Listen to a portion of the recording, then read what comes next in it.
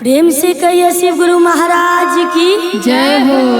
ए नीरज दीदी, आज फटाफट कंपनी में शिव गुरु का आज चर्चा हो रहा बा।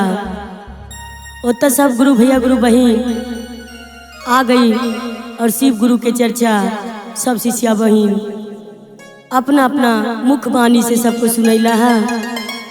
और वह छोट सा चर्चा आज शिव गुरु के दरबार में हमहू रखत हनी। सर्वप्रथम अपने देव आदिदेव महादेव के चरणों में प्रणाम करती, मेरा प्रणाम स्वीकार करे। भैया हलेंद्रानंद के चरणों में प्रणाम करती हूँ, मेरा प्रणाम स्वीकार करे। लीलम दीदी के चरणों में प्रणाम करती हूँ, मेरा प्रणाम स्वीकार करे। इस चर्चा स्थल पर धरती मैया के चरणों में प्रणाम करती, मेरा प्रणाम स्वीकार करे। 36 करोड़ देवी देवता जितना भी है सभी के चरणों में मेरा प्रणाम है, मेरा प्रणाम स्वीकार करे। जन्म देने वाली माता पिता के चरणों में प्रणाम है, मेरा प्रणाम स्वीकार करे। धर्म के सास ससुर के चरणों में मेरा प्रणाम है, मेरा प्रणाम स्वीकार करे। तो प्रेम से बोली हर हर महादेव की जय हो। ए नीरज दीदी, एगो बड़ा भोला बड़ा सीधा शिष्या रहे। उ शिष्या जब जन्म ले ले तबे ओकर पापा खत्म हो गए। बड़ा दुख में उ शिष्या पलैले और उ शिष्या एक पंडित घर के लड़की रहे।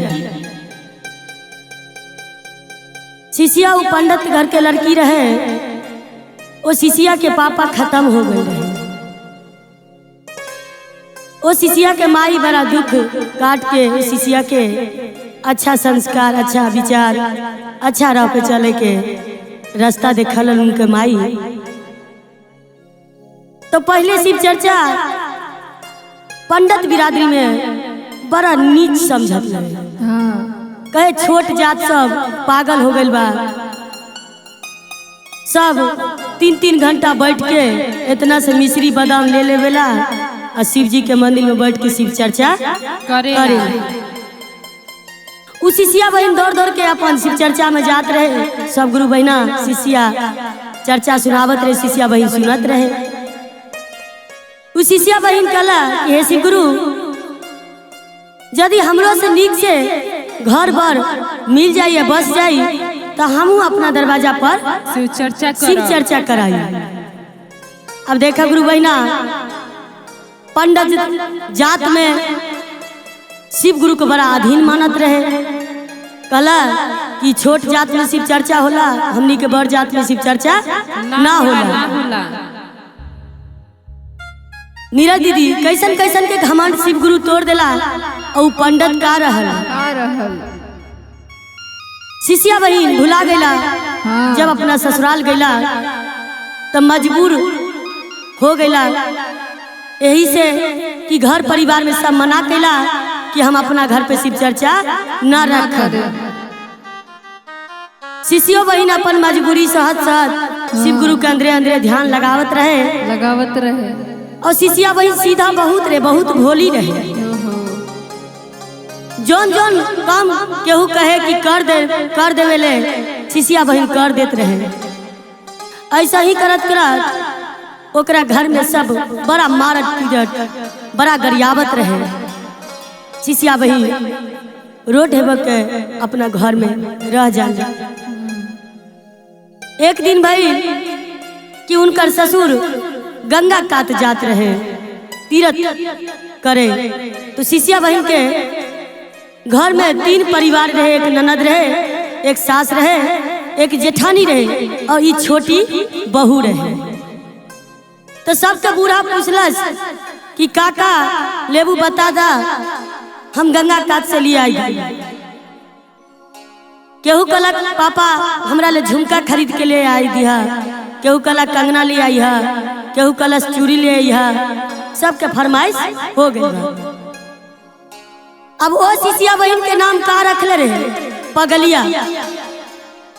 कल जास पगलिया के पूछला, वो कुछ ली तो उनको लिया गई। बड़ा दुख गलत बात बा। अब जब वो पगलिया के पूछे गई कि रे पगली तू का लेवे? आज पापा गंगा काट जाता है। पगली के मन में विश्वास रहे कि हमरा कुछो ना चाहिए, हमरा शिव गुरु ले कुछो चाहिए। और शिव गुरु पर अपना नसीब को छोड़ देले रहे कि हे शिव गुरु हमार भाग चाहे राखी आ चाहे बिगाड़ दी। शिष्या बहन कहले कि पापा के कहिया कि जब डुबकी लगई है तो उनका मुट्ठी में जो कुछ आई वो हमरा ले रुमाल में बांध के ले आई। कहले पापा पगली एक तो पागल हाई, दूसरा उका कहले ले आवे के लिए कि गंगा में जब पापा जी डुबकी लगाई है तो उनके मुट्ठी में जो आए वही लेके आई है।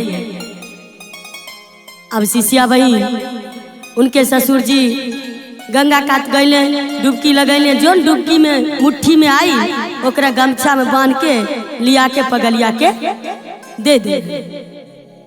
अब सब झुमका पहिर के, चूड़ी पहिर के, कंगन पहिर के पगलिया के चिरावत कि देखा हम काका कितना सुंदर सुंदर पहिर ले आएंगे। पर उ शिष्या बहन तो शिव गुरु के भक्त रहे, उ ना चिल काहे ओकरा शिव गुरु पे विश्वास रहे। अब नहा धो के शिष्या बहन वो मोटरी के खोले गई जे मुट्ठी में बांध के कहले लिया वे। ओ में एगो मरल नाग के बच्चा रहे, मरल नाग के बच्चा रहे तो वो बच्चा के शिष्या का कले ऐसे हाथ में उठैले, इतना देर में ओकर सांस चल कले रे पगलिया का ले ले कि शिष्या बहन झट दबर लेके अपना कांधा पे रख दिले, उनका सोना के हार हो गए। जय हो जय हो। देखी नीरज दीदी कितना असीम कृपा शिव गुरु के शिष्या बहन पे भई कि सोना के हार हो गई।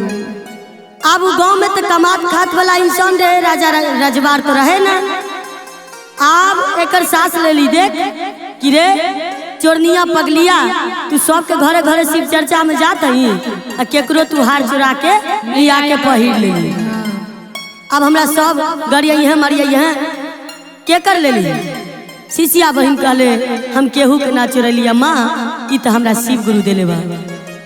कहले नारा पगलिया ई केहू के तो हार जरूर होई। शिष्या बहन भर ओकर सास भर गाँव में सबके पूछत रहली कि हमर बहू सोना के हार पहिर ले बा, उ तो हार हका। कोई ना कहली कि हमार बा। राजा जे रहे गाँव के सबसे अमीर आदमी उ कहलस कि ई हार हमार बा।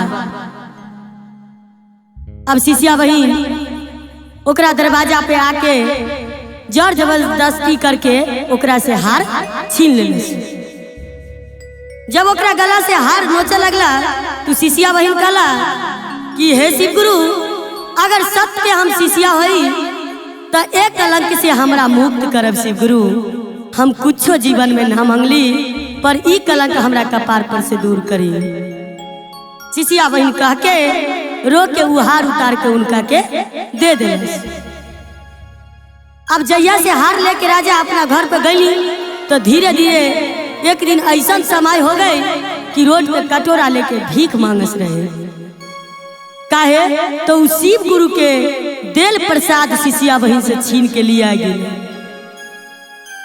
शिष्या बहन अपन खूब अच्छा से रहे लगल, खाए पिए लगल, सब ओकरा के चोरनी चोरनी कहत रहे। ई चीज शिष्या के अच्छा ना लगत रहे।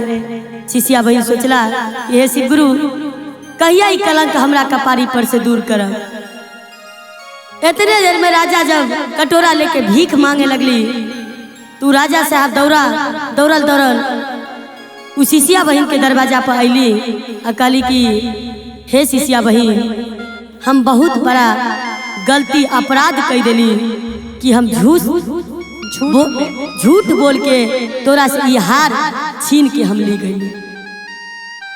ई अपन हार लेला और तुम सत्य में शिव गुरु के शिष्या हो और शिव गुरु के तोरा प्रसाद देल ई हार हम छीन के ले गली जन आज लौटावत हई। आज से जे कोई ई चर्चा के सुनी है और ए चर्चा के आगे बढ़ी है उन सब के शिव गुरु दया करिए और सब पर कृपा करिए। तो प्रेम से बोली हर हर महादेव की जय हो जय हो।